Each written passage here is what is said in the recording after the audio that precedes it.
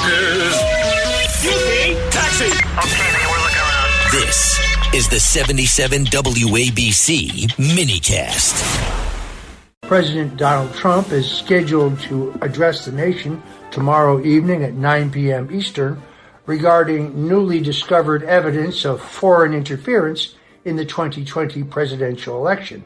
Now, does this regard China or Venezuela or Ukraine? Well, nobody really knows. The president's aides are being extraordinarily tight-lipped about it, as is the intelligence community. So if you want to know, you're just going to have to tune in. That's what I'll be doing.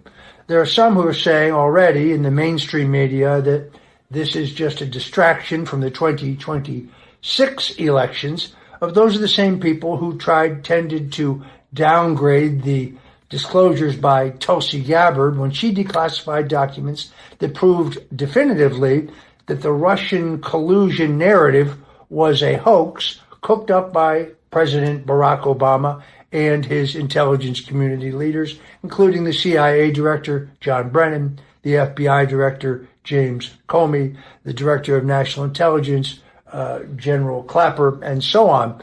So once again, I expect the president to have some bombshell revelations tomorrow that the mainstream media will immediately try to poo-poo and downplay.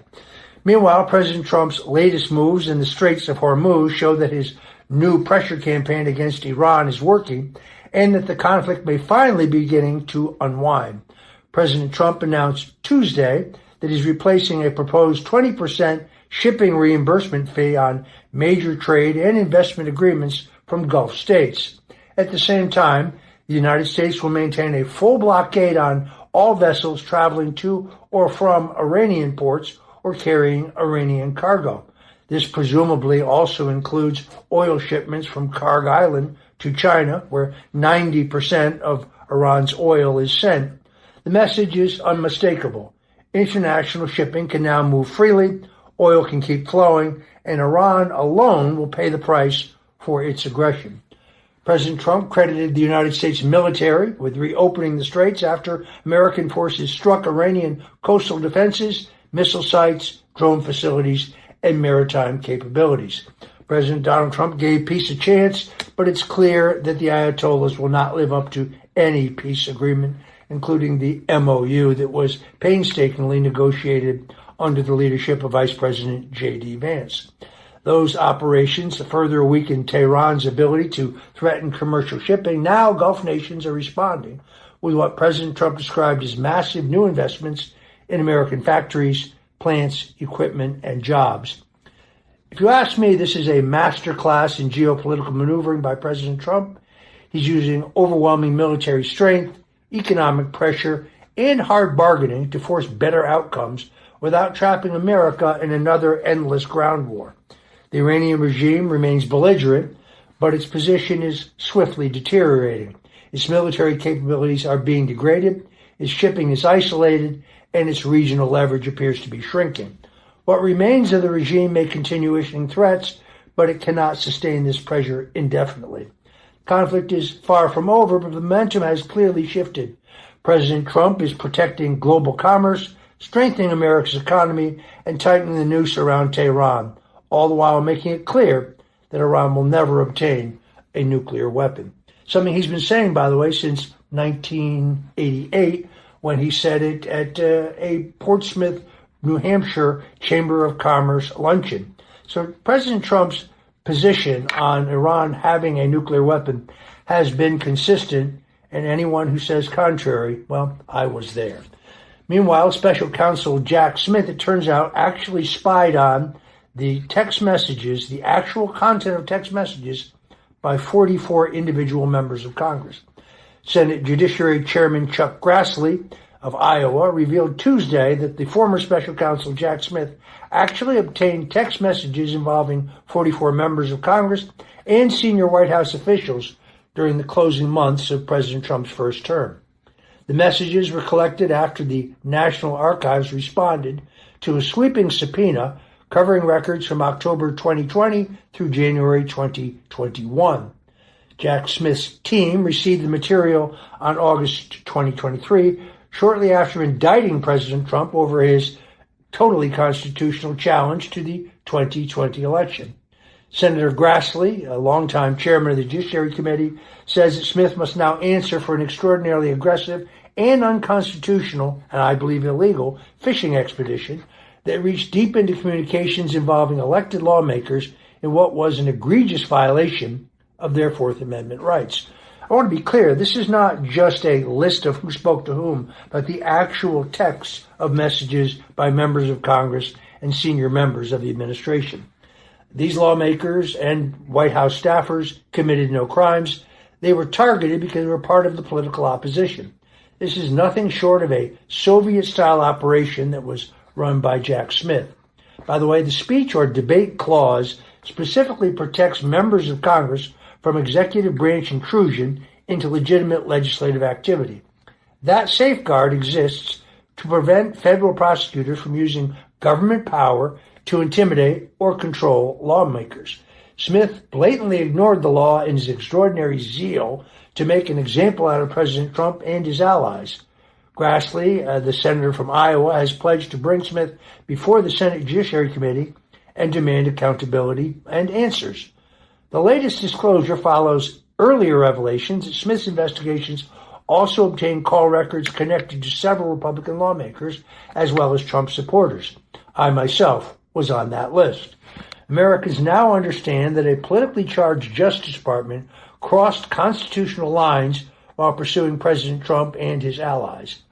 No prosecutor should be above scrutiny. It's time for Jack Smith to face justice. Anything short of a prosecution for treason would be letting him off easy. Meanwhile, New York's tax and spend model is driving away the very people who keep the state's finances afloat.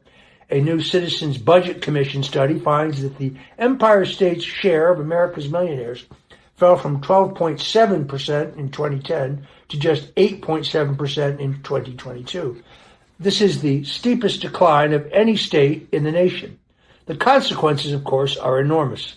Researchers estimate that New York would have collected roughly $10.7 billion more in personal income taxes in 2022 alone if it had simply maintained its earlier share of high-income earners.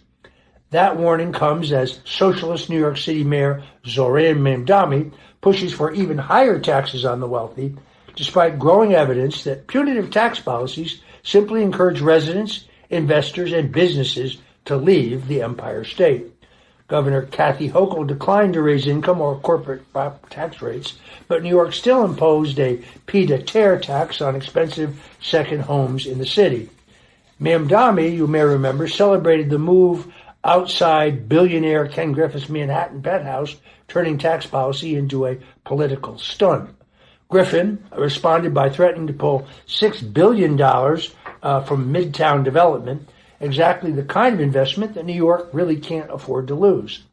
The pattern is visible nationwide. The New York Stock Exchange has expanded into Texas, while companies such as Tesla have moved their headquarters out of high-tax California. The lesson here is simple. Wealth creators are not trapped. They have options. They're not handcuffed to one particular state or municipality. The Founding Fathers designed America to prevent one centralized authority from imposing top-down tyranny upon the people. New York's leaders will have to learn the hard way because Mamdani is an ideologue who will never budge on his far-left agenda. The money will continue to flee, and New Yorkers will have to suffer for years before having a chance to end this particular nightmare. Meanwhile, Supreme Court Justice Amy Coney Barrett delivered a sobering warning to Congress this week, and that is that threats against America's highest courts are no longer just abstract political rhetoric. They're reaching the homes and families of justices themselves. Justice Barrett appeared before a House committee to support the Supreme Court's request for more than $228 million in funding for the next fiscal year, including an additional $14.6 million for security. The proposal would expand the Supreme Court police, add 6 protection agents for each justice, and cover security costs when justices travel outside of Washington, D.C. Justice Barrett's testimony exposed the human cost of radical intimidation campaigns that followed the leak of the court's Roe v. Wade decision. Barrett recalled having to explain to her young son what a bulletproof vest was, and why his mother had to wear one simply for doing her constitutional duty. She also described a swatting attack on her home roughly 6 weeks ago. Her teenage son opened the door to find police vehicles responding to a false report of gunshots and raised voices. This is what happens when political activists demonize judges for refusing to serve as unelected lawmakers. Common sense Americans have warned for years that reckless attacks on the court would invite real-world danger. Congress should approve the additional security funding without delay, in my opinion. Protecting Justice Barrett and her colleagues is not a partisan issue. It's a basic defense of constitutional government, judicial independence, and the rule of law against intimidation, mob pressure, and political violence in the United States. However, Justice Barrett has some recent sketchy rulings, including ruling against President Trump's prohibition on birthright citizenship. If Coney Barrett does not have a stomach to do his right in the midst of political pressure, she should actually consider resigning from the bench. However, I do believe the added security will help her rediscover her lost principles. At least I pray for that. Meanwhile, the Treasury Department is making America's 250th anniversary with new currency honoring President Trump's historic leadership. A redesigned $100 bill will carry Donald Trump's signature alongside that of Treasury Secretary Scott Bessent's, among the president's very best appointees, in my view, making Donald Trump the first president to have his name printed on American paper money while he was serving. His signature will also appear across all bill denominations issued for the anniversary. Secretary Bessent said the change will cost taxpayers absolutely nothing. Federal law requires U.S. currency to include "In God We Trust" and prohibits of living people on paper money, but presidential signatures are permitted. Treasury is also preparing a commemorative, non-circulating dollar coin featuring President Trump's portrait. Because it's a special coin rather than ordinary circulating currency, it's not restricted by the law requiring presidents to be deceased before appearing on standard presidential coins. This move recalls 1926 when Calvin Coolidge, Silent Cal, became the first sitting president portrayed on a commemorative coin during his lifetime. Bessent predicts Americans will want to save bills bearing President Trump's signature, which could also benefit the Treasury when currency remains out of circulation. These new bills, which were advocated by the Treasurer, Brendan Beach, are expected to reach the public this fall. Treasury officials say the designation recognizes both the nation's semi-quincentennial and Trump's role in advancing America's current economic revival. A prototype $250 bill featuring President Trump's portrait has also been prepared, although Congress would have to authorize that. I'm Roger Stone. You're listening to the Stone Zone. When we come back, we'll talk about the federal chair of the Federal Reserve and the moves that he's making to hold down inflation.